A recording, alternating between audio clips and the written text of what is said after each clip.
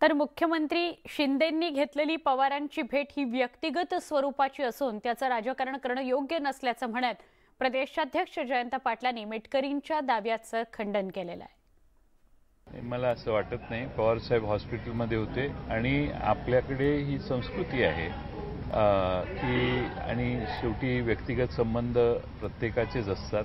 त्यामुळे पवार साहेबांच्या प्रकृतीची चौकशी करण्यासाठीच ते गेले असतील याची मला खात्री आहे आणि त्याच्यात राजकारण आणण्याची आवश्यकता आहे असं मला वाटत नाही।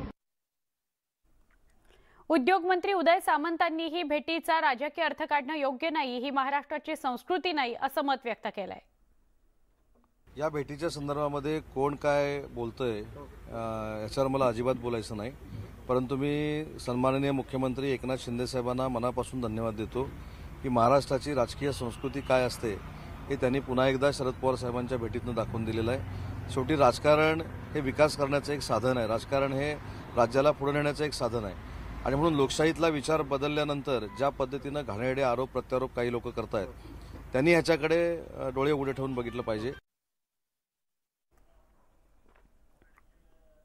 आम्ही उठाव केला नसता तर राष्ट्रवादी काँग्रेस भाजप सोबत गेली असती असा खळबळजनक दावा गुलाबराव पाटलांनी केलाय।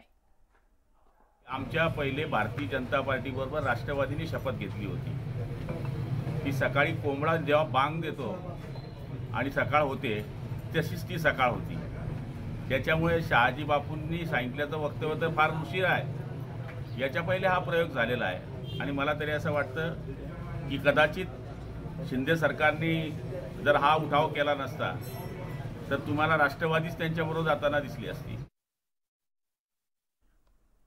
काँग्रेसचे 22 आमदार फुटू शकतात।